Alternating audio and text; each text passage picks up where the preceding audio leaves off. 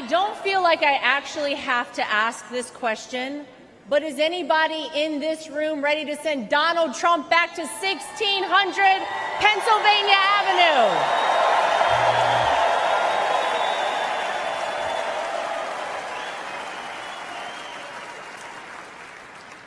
Well, it may not be a surprise that I actually had a very different speech that I was prepared to give up here tonight. That all changed at 6:11 on Saturday evening. Nothing prepares you for a moment like that. Our family has faced our fair share of death threats, mysterious powders sent to our homes, tasteless and violent comments directed towards us on social media, but none of that prepares you as a daughter-in-law to watch in real time someone try to kill a person you love. None of that prepares you as a mother to quickly reach for the remote and turn your young children away from the screen so that they're not witness to something that scars the memory of their grandpa for the rest of their lives. The prayers and well wishes we've received over the last 72 hours have been overwhelming, to say the least.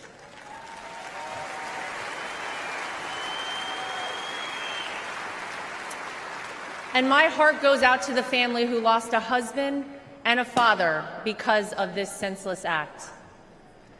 All of you here tonight and watching at home mean the world to all of us in the Trump family.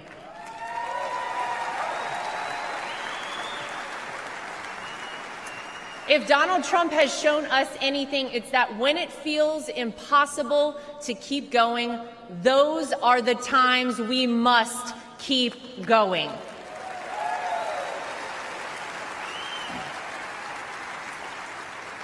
I don't know how many people here watching at home have ever been to a Trump rally, but if you've never been, let me tell you about them. Oh, some of you have been. Oh.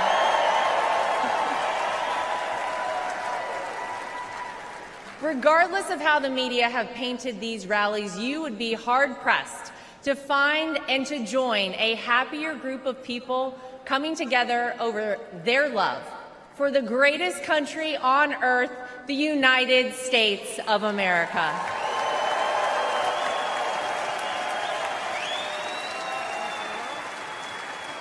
I dare anyone trying to leave a Trump rally without leaving with some new friends. You always make friends at a Trump rally, right? Veterans, teachers, blue-collar workers, white-collar workers, active duty military, police officers, firefighters, small business owners, Latino supporters, Christian supporters, Jewish supporters, black supporters, white supporters, Asian supporters, gay supporters, Republicans, independents, and yes, even Democrats.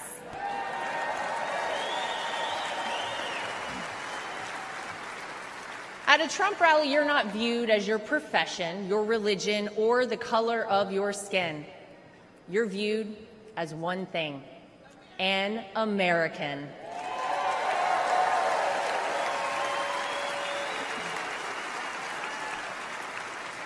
Last Saturday was a jarring reminder that we, as Americans, must always remember there is more that unites us than divides us. We all want this country to be great, even if we don't always agree on the best way of doing that.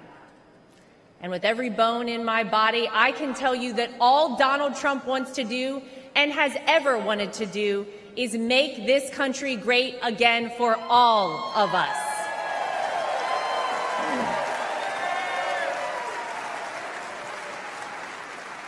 Proverbs 28 reads, "The wicked flee, though no one pursues, but the righteous are as bold as a lion." And that truly epitomizes Donald Trump. He is a lion.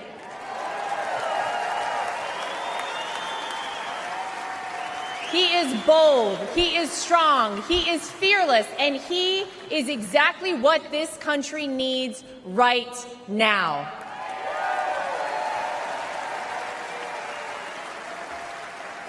Let's not forget what life actually looked like under President Donald Trump. Trade deals across the world that benefited our economy, allied countries paying their fair share, a safe and secure southern border, record low unemployment rates for African Americans, Hispanic Americans, Asian Americans, and women, record investment in historically black colleges and universities, the creation of the United States Space Force, the most comprehensive prison reform in decades. How about the peace agreements in the Middle East that they said would never happen?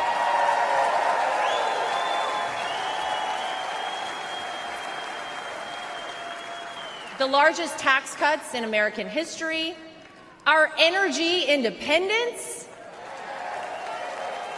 massive amounts of red tape cut, and no new wars when Donald J. Trump was president.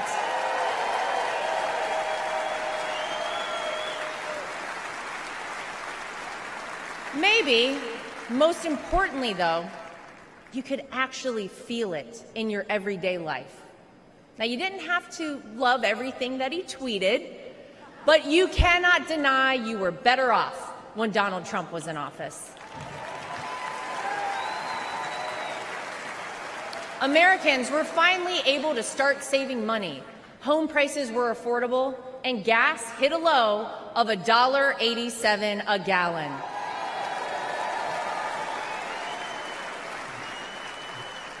As I speak here tonight, many of our fellow Americans don't know how they'll pay for their next trip to the grocery store, new clothes for their children, or this month's rent. Many of our fellow Americans worry that we are on the verge of a major terror attack here on American soil.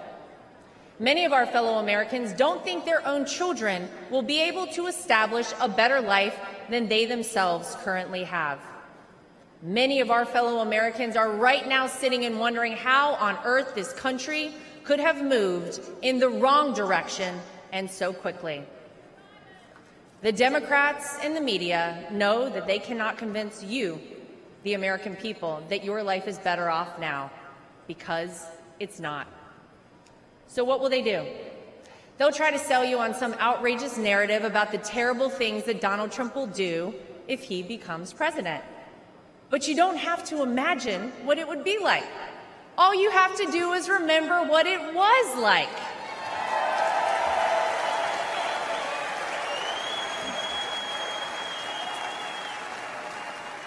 I know.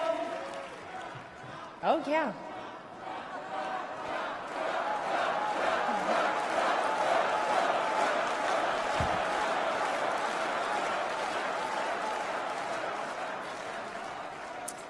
I know what you hear out there about Donald Trump. I know what you read, what the media tells you, and what out-of-touch celebrities on the left say about this man. But when I look at Donald Trump, I see a wonderful father, father-in-law, and of course, grandfather to my two young children, Luke and Carolina.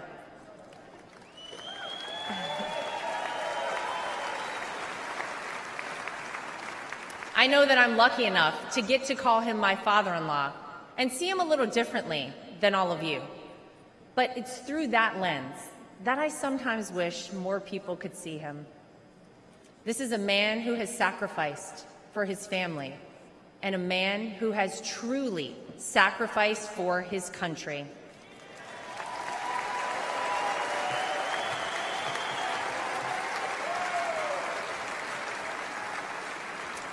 Donald Trump didn't need to run for president for fame or money. Trust me, we all know he already had plenty of that. I'll tell you why he did it and why he continues on, even in the face of the unthinkable. Because he loves this country.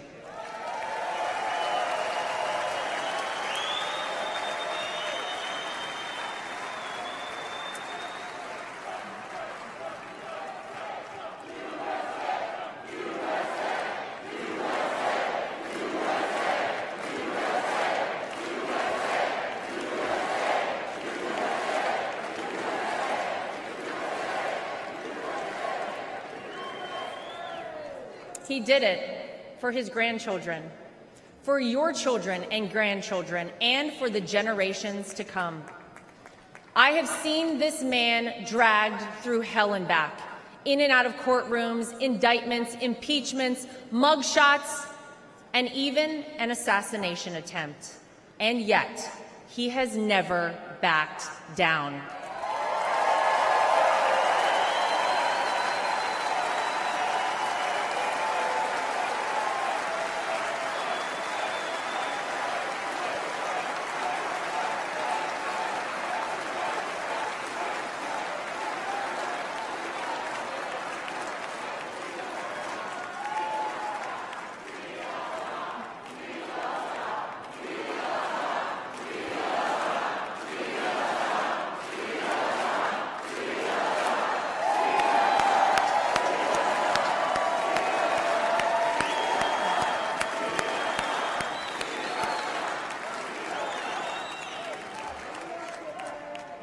I'll never forget watching my two children run up to him with their drawings and hugs for Grandpa just moments before he took the elevator down in Trump Tower to address the media the day after his wrongful conviction. Despite everything else he had going on, he had no other focus in the entire world, just a man relishing time with his grandchildren. It's a side of Donald Trump that not enough people get to see. Maybe you got to see a side of Donald Trump on Saturday that you were not sure existed until you saw it with your own eyes.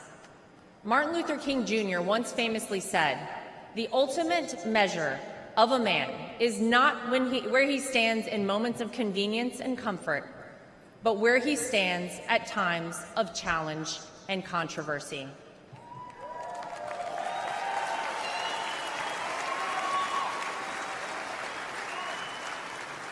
There's no doubt that Saturday was one of the most frightening moments of my father-in-law's life. Millimeters separated him from life and certain death. And yet, it was in the midst of it all, as he was jostled off stage by Secret Service, that he knew how defining that moment would be for our country, and he hoisted his fist in the air.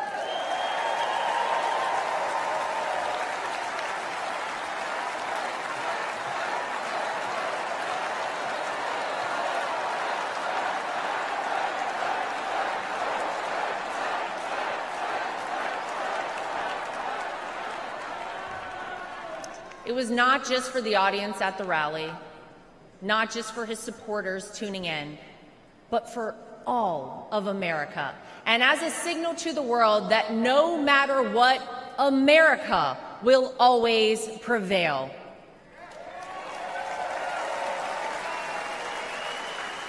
Though it's been strained and attacked, no enemy, no force, not even a bullet is strong enough to break our American grit and our American soul. We are the country whose founders gave their fortunes, freedom, and lives to pursue the dream of a free society. We are the country of Thomas Edison, Susan B. Anthony, Henry Ford, and Harriet Tubman. We are the country who fought and won 2 world wars. And we are the country who always rises to meet the moment, no matter how insurmountable the task. And in that split second, on Saturday, Donald Trump reminded us all of that very history and who we are at our core as a nation. That is the Donald Trump that I know.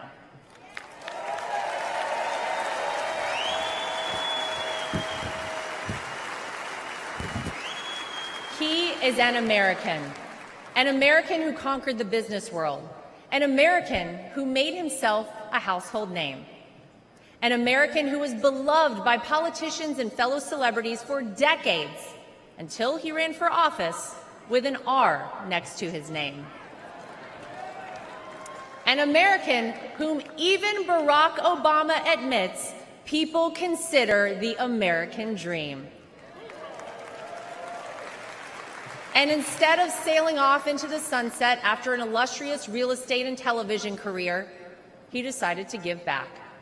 He decided to bring some of the things that had made him so successful in life to all of you in order to improve the lives of all Americans.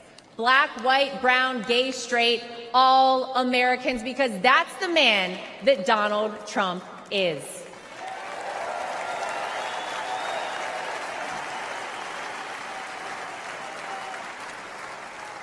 I can tell you that my personal experience with Donald Trump has shown me his heart. There wasn't a second that he made this small-town girl who was way out of her element in New York City feel anything but welcomed and part of the family. And if not for the support and encouragement of my father-in-law, I wouldn't be where I am today. It's been said by many that Donald Trump sees things in people that they don't even recognize in themselves.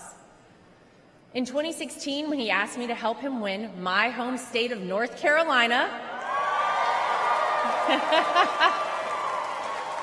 I'll be honest, I was terrified.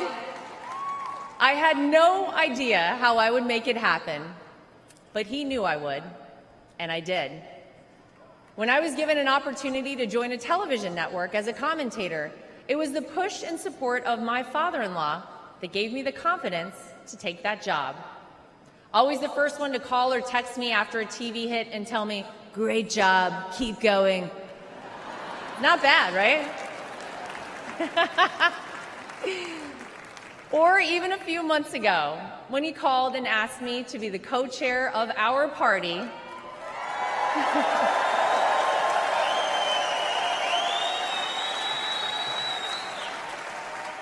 he showed me potential in myself that I couldn't yet see. So tonight, to my father-in-law, I want to say thank you.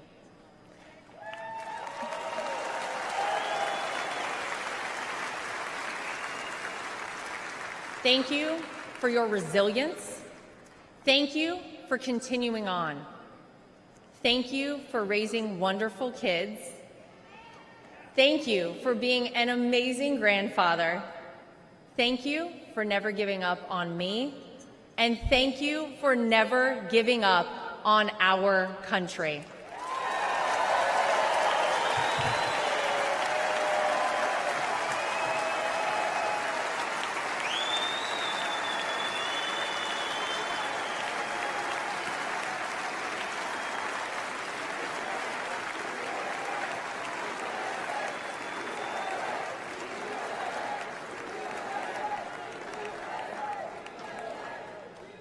Tonight, I come to you, not as the co-chair of the RNC, not as the daughter-in-law of the candidate. Tonight, I come to you as a mom and as a citizen of this country. For those of you watching who have never voted for Donald Trump, I know what the media and his political opponents have tried to tell you about this man. Believe me, I have seen and heard it all, but I have also seen the truth. I am proud to know Donald Trump, to campaign for him, to vote for him, and to raise his grandchildren.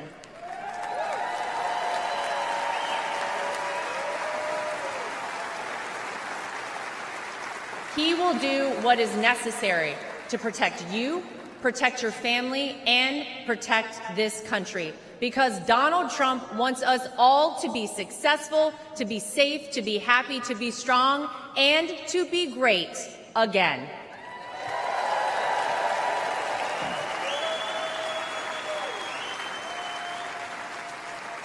Tonight, I'm asking you to vote, not for the Donald Trump you see flashed on your TV every day, splashed across the headlines. Tonight, I'm asking you to vote for the Donald Trump that Luke and Carolina call Grandpa. I'm asking you to vote for the Donald Trump that my husband Eric calls Dad. I'm asking you to vote for the Donald Trump that I call my father-in-law. I'm asking you to vote for the Donald Trump who can and will make America great once again for all of us. Thank you. God bless you. God bless the United States of America. We love you.